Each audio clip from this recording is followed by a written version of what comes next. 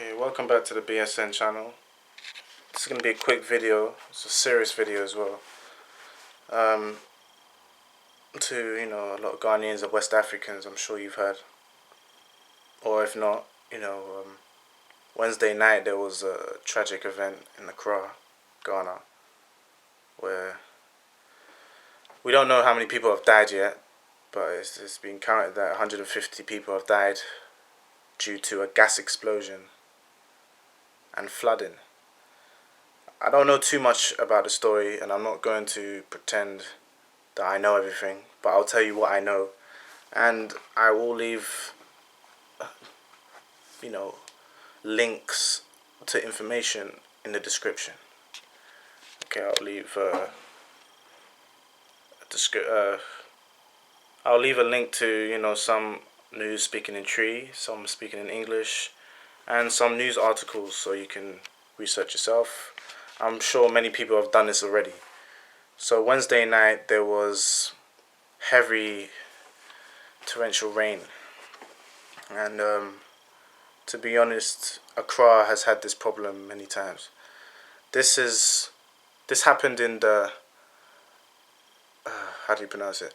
Adabraka area, which is near Circle. If you from Accra, you know about Circle, which is a massive roundabout near the, I can't remember what you call it. I think it's called a Ghana Commercial Bank Tower. Could be wrong. I've been there many times. It's like an orange big building. There was a filling station right next to it, and during the flooding or the torrential rain, people fled to that area because apparently that was the only area with electricity or shelter or good shelter, and the explosion happened. At first they said 70 people died, then they said 90 people died, and just about 30 minutes ago, which will be hours from now when I post this, it was reported that 150 people died. So my heart goes out to those who have family members that have died, lost homes, are in real stress, because I can only imagine, but at the same time I can't imagine what they're going through. I won't pretend to imagine what they're going through. And if you're religious, send a prayer for them. If you're not, just have them in your hearts, because this is tragic for anyone, for this to happen. Again, I haven't got a lot to say, but I just wanted to show my condolences to those who have lost family members, children, grandmothers, granddads, uncles, aunties, cousins, nephews, nieces, friends, even enemies. You know that phrase, I wouldn't wish this on my own enemy. Well, this is one of them things.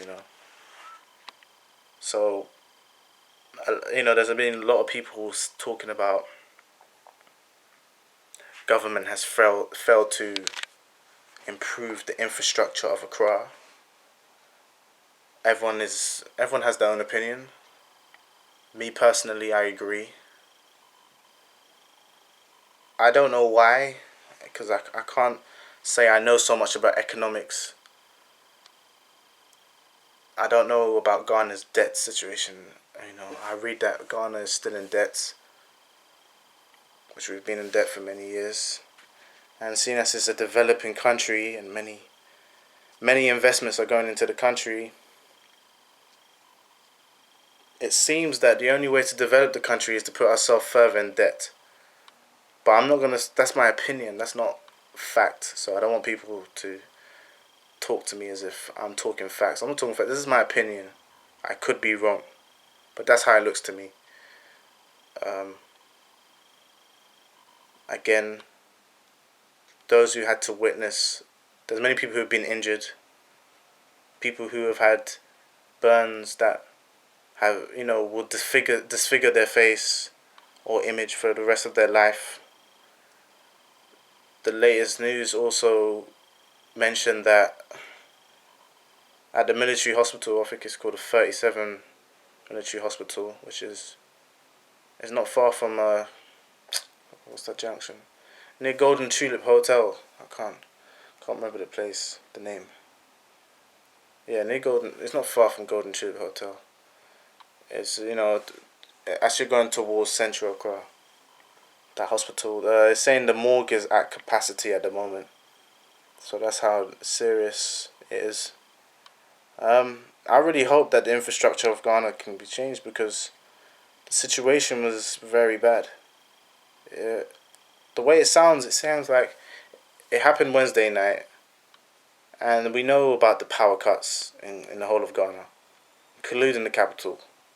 So at the time, there's probably no lights. There's only some places that will have a generator. And imagine that, places are flooded. It's pitch black. And then you flee to an area that has lights and shelter. Then that place explodes. So my heart goes out to those people. I may their souls rest in peace. And I don't want to make this too sad, but it's not. It's nothing. There's nothing.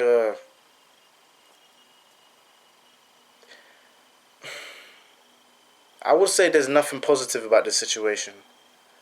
But sometimes it takes a negative for people to wake up and try and do something. And I was listening to one of the directors of a company. I can't remember. I don't know if it was an energy company. I could be wrong. They were saying, why wasn't there steps to improve the infrastructure here? And he said, there was already steps being taken. It's just unfortunate that this happened.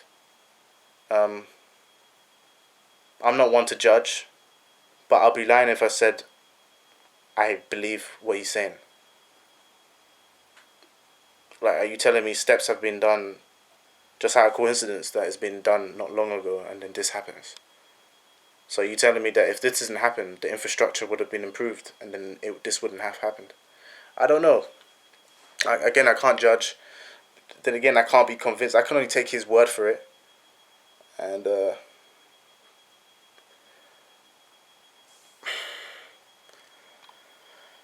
main thing is people who have lost homes to get compensated. That's what I care about. I care about people who lost family members, businesses, homes. I hope they get compensated. I don't know what actions are going to be done. This is very recent. So let's just pray for these people. No matter what tribe or language they speak or who they are, these are humans we're talking about who suffered an untimely death. So I'm going to leave this here. I'm not going to do my outro.